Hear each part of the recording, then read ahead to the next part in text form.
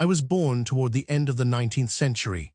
It was 1895, the year of the Treaty of Shimonoseki between China and Japan, which ceded Formosa and recognized the independence of Korea after the disastrous war with Japan in the previous year. The crushing defeat suffered at the hands of Japan was due to the fact that the Manchu Empress Dowager had diverted the money set aside for building a modern Chinese navy to the construction of the now famous Summer Palace outside Peking. The old Summer Palace had been ruined and sacked by the Allied European soldiers in 1860, and this ignorant but stubborn woman, with her anti-foreign feeling, was to help precipitate the Boxer uprising a few years later. I remember hearing my father tell about the flight of the Empress Dowager and the Emperor during the Boxer crisis when I was 5. Consulting the almanac, I found that the year of the Treaty of Shimonoseki was also the year in which the German physicist Roentgen discovered the X-ray. One of my earliest recollections as a child was that of sliding down the roof of the church. The church was a one-room affair, and directly adjoining it was the vicarage, 2-storied, so that by standing on the balcony of the vicarage one was able to look down through a small window at the back of the church into the church itself. There was a very narrow space between the top of the church roof and the beams of the vicarage above, and a child could climb up the roof on one side, squeeze through the space, and slide down on the other side. I remember standing on the balcony as a small boy and wondering about the omnipresence of God. It bothered me, and I wondered whether God was a few inches directly over my head if he was omnipresent. I also remember arguing with myself about the idea of thanking God for our daily bread, and I came to the conclusion that this meant the general bounty of life, for which we should be grateful in the same sense that the residents of the empire should be grateful to the emperor for the peace and order which made the people's livelihood possible. Childhood is an age of wonder, and standing on the balcony of the vicarage, I found much to wonder about. For in front of me were the 10 peaks of the southern hill, and behind was the stony crevice of another high mountain. Our village was so far inland and so completely surrounded by tall mountains at all points of the compass that locally it was called a lake. It was some 60 miles from the nearest port, Amoy, but in those days, a voyage by river junk took about 3 days. The junk voyage was another of the great spiritual experiences that have been permanently imprinted on my mind. For we were of the south, and the valley of the West River from my village to Changsha was inexpressibly beautiful, unlike the denuded bare Loess hills of the north. But we were so far inland that at a point some 6 miles from my village of Poe, the river had become unnavigable by the usual junks, and we had to change into a much smaller craft, kind of skiff, which was literally lifted over the rapids by the boatwomen, their trousers rolled way up their legs, who jumped into the river and carried it on their shoulders. There is something about living in the country so close to the high mountains, for to be close to them is to be near God's greatness. I used to stand fascinated and wondering, looking at the changing gray-purplish hues of the mountainsides and at the fanciful, wayward meanderings of the white clouds on the mountaintops. It gives one a contempt for the lowly hills and for all that is artificial and small and made by men. Those high mountains have become a part of me and my religion, for they give me a richness and inner strength and sense of independence which no man can take away from me. It gives reality to the biblical line, "How beautiful upon the mountains are the feet of him." And I am inclined to believe that no man who has not known the pleasure of letting his toes touch the wet grass can truly know God. We were a family of 6 brothers and 2 sisters, and we boys used to take turns drawing water from the family well. There was fun in learning the art of swinging the bucket when it reached the bottom of the well so that it would overturn and catch the water. Mechanical gadgets were unknown, for it was the age of the kerosene lamp. We had 2 such lamps at home and also a few pewter lamps that burned peanut oil. Soap did not come into our lives until I was about the age of 10.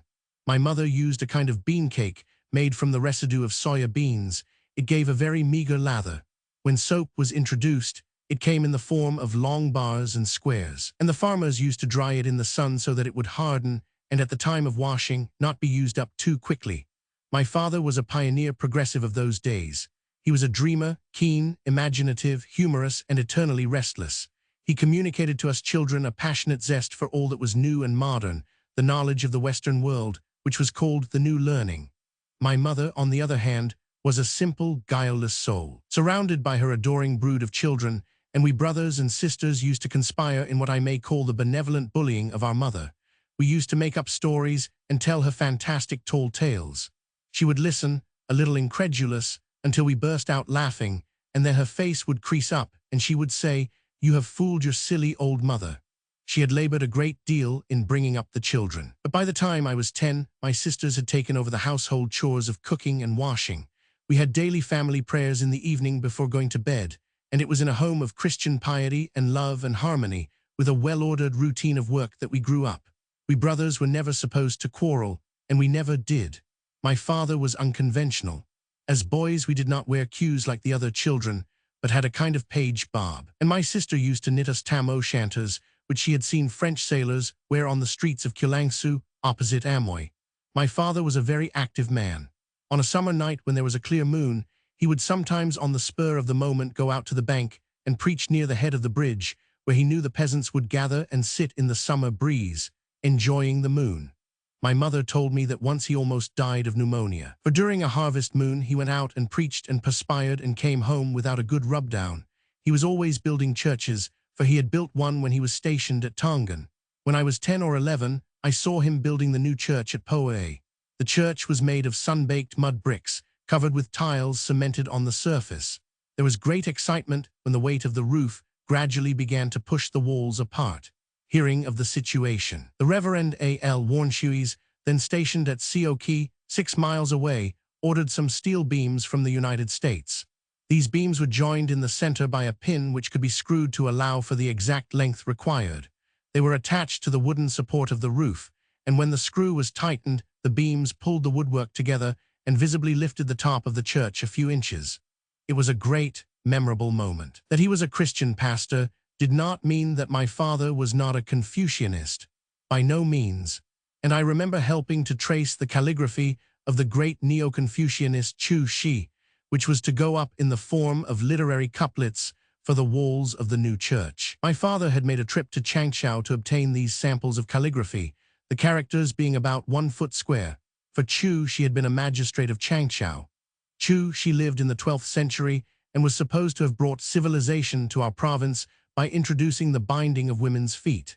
His work was not too successful, so far as I could see, for the bound feet of the womenfolk were neither small nor shapely. My first contact with the West was when a missionary couple came to stay at the vicarage during a visit, leaving a can of sardines and a shirt stud with a shining gilt globule in the center.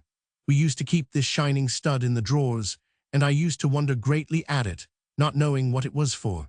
The smell of butter also hung round the room after they left, and my sister had to open the windows to let the air blow it away. My first contact with the English language in print was a copy of some American women's magazine, probably the Ladies' Home Journal, which somehow had drifted to our home.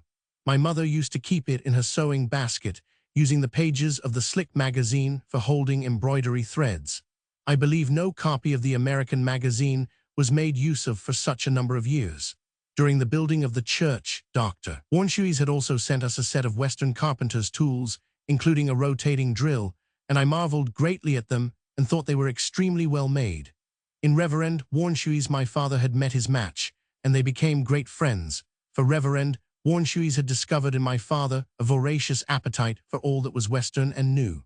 He introduced us to a Christian weekly called the Christian Intelligence, printed on very shiny paper, with greasy, oily ink. He sent us all kinds of pamphlets and books, both Christian literature and books about the Western world and Western science, which the Christian missions in Shanghai had put out. In this way, Western learning came to our family. My father, I believe, read all that was available about the Western world. I remember his saying one day, with a cynical laugh, "I read all about the airplanes, but I've never seen any one of them. I do not know whether to believe or not." This was about the time of the Wright brothers. I do not know how he came to know about it, but he used to speak to us children with a bright light in his eyes about the universities of Berlin and of Oxford as the best in the world, hoping half in jest and half in earnest that some of us might be able to study there one day. We were a family of incorrigible dreamers. When I was the age of 10, I left with 2 of my brothers to go to Amoy for schooling. The local school my father had decided was just not good enough. As the voyage took several days and cost a few dollars, we did not come home for the winter vacation, and it meant separation from my mother for a whole year. But a boy is a boy, and I soon learned to forget about home and became immersed in the various activities of the school, which included kicking barefooted a wooden ball which was cut from a dumbbell. This was the regular sport of the school children, but nothing quite equaled the thrill of returning to my mother. A mile or so from home, after having entered the mountain-circumscribed valley called Poe, we three brothers would get impatient with the slowness of the boat and start to walk, and we would plan how to announce our arrival to mother, whether to scream outright at the gate, "We have come back," or to practice benevolent bullying of mother by calling, in the voice of an old beggar, and asking for some water, or to sneak silently into the house, find where she was, and then suddenly burst in upon her. I think sometimes the universe is not big enough to hold the heart of a child. This is what some Westerners, long-time residents in China, call the phlegmatic temper of the Chinese. During the holidays, our home turned into a school. I have said that my father's being a Christian pastor did not mean that he was not a Confucianist. After we boys had swept the floor and the girls had washed the breakfast dishes, a bell would ring and we would clamber to our seats around the dining table to listen to Father expounding the Confucian classics and the Confucian book of poetry, which contained some exquisite love songs. I remember a shy young schoolteacher whose face turned all red when he had to explain the love songs which Confucius himself had edited and selected for our edification. We would go on studying, and then toward 11 o'clock, my second sister would watch the sun's shadow on the wall and rise slowly and reluctantly with an expression of rebellious submission on her face and say, "I must go and cook the lunch." Sometimes in the afternoons, we would be studying together. And then again she would have to stop her studies and rise and say, not too willingly, "Now I have to go and take in the washing." I must write about my second sister not only because she was very much a part of my childhood, but also to show what a college education meant in our family. I remember that my second sister loved me, all Freudians get out, because I was a brilliant, but rather erratic and mischievous boy. While my brothers were still conning their lessons dutifully, I would dash out to the garden and play. I remember her telling me when I was older that as a child I was very naughty, and that in one of my tantrums after a quarrel with her, I threw myself into a muddy hole in the back garden and wallowed there like a hog, to revenge myself upon her, and on getting up said, "Now there, you have to wash it." I must have looked terribly dirty and adorable at that moment. My sister had read Sir Walter Scott and Dickens and Conan Doyle and Rider Haggard's King Solomon's Mines and the Arabian Nights, all translated into Chinese by a fellow provincial of mine, Lin Shu. Lin Shu did not, in fact, know a word of English, but depended entirely upon one Mr. Y to put it into Foochow dialect for him.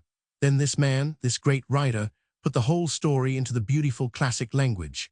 Lin Shu was enormously popular, and he went on to translate Maupassant and Dumas' La Dame aux Camélias, which took Chinese society by storm largely because the heroine was a beauty suffering from tuberculosis, very much like Teiyu in the Chinese romance Red Chamber Dream.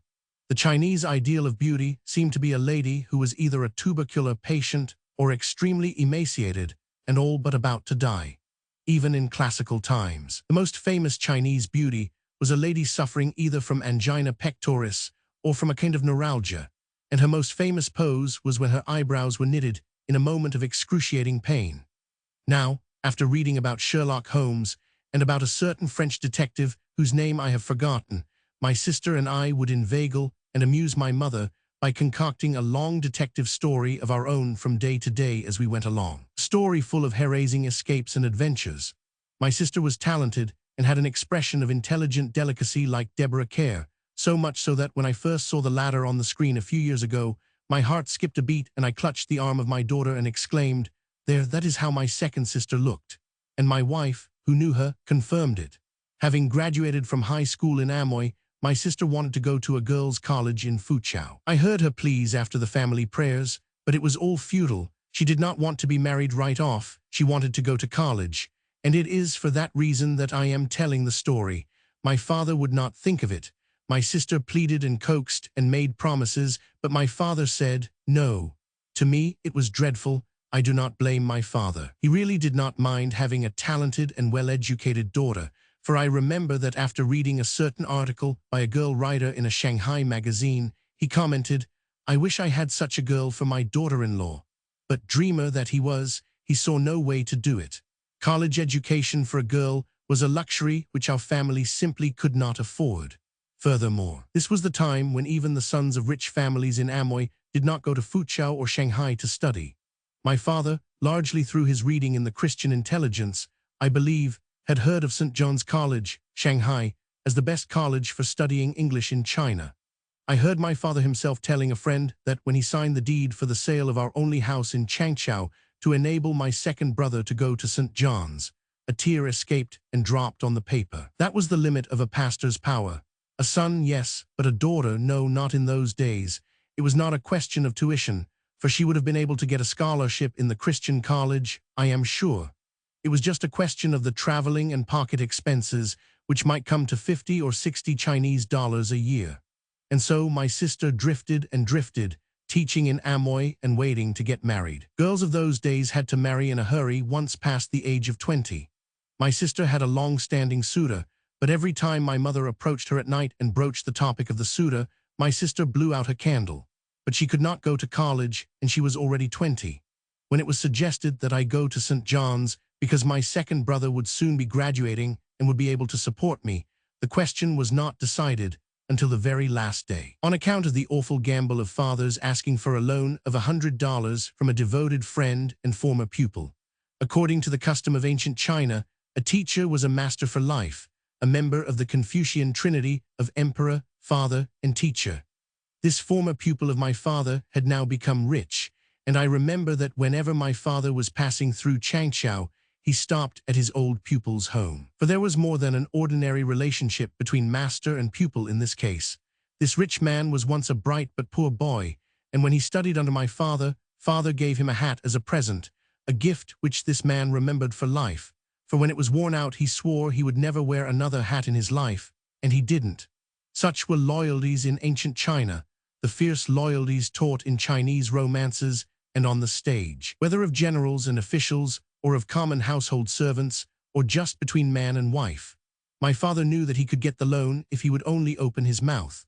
To this day, I do not know whether it was repaid or not. And so it happened that my second sister and I went with our family on the same junk down the West River, she to her wedding at a hamlet called Mountain Town, and I presumably on my way to my first year of college at Shanghai. The question of the $100 loan hung like a sword of Damocles over my head, but I was jubilant. I was 16. After the wedding was over, my sister took 40 cents from the pocket of her bridal dress and gave it to me. She said at parting with tears in her eyes, "Ho, Loke, you have a chance to go to college. Your sister, being a girl, can't. Do not abuse your opportunity. Make up your mind to be a good man, a useful man, and a famous man." That was all a part of the idealistic mold of the family. She died of bubonic plague 2 years later, but those words are still ringing in my ears.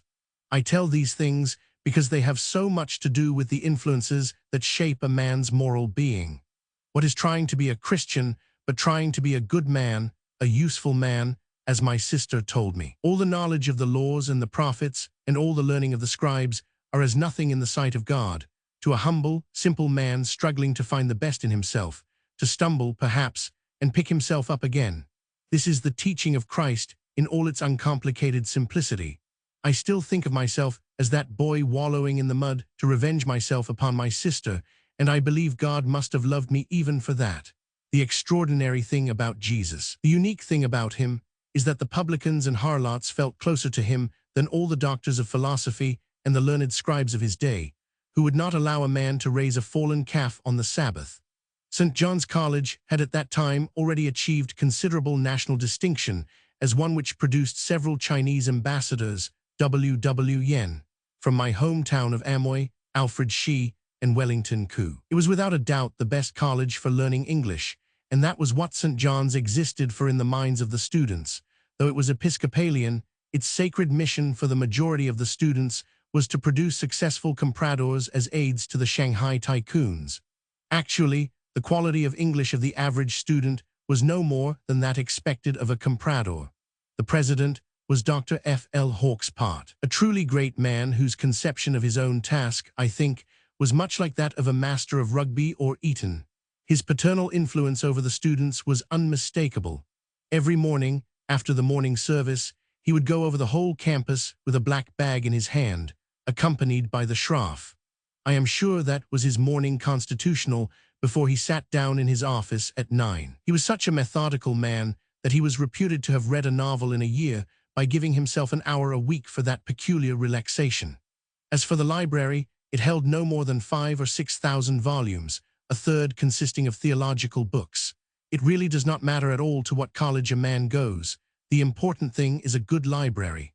The quality of learning, like the kingdom of God, is within you, and it must come from the inside of your mind. The mind is a monkey. All you need to do is to let the monkey into a forest.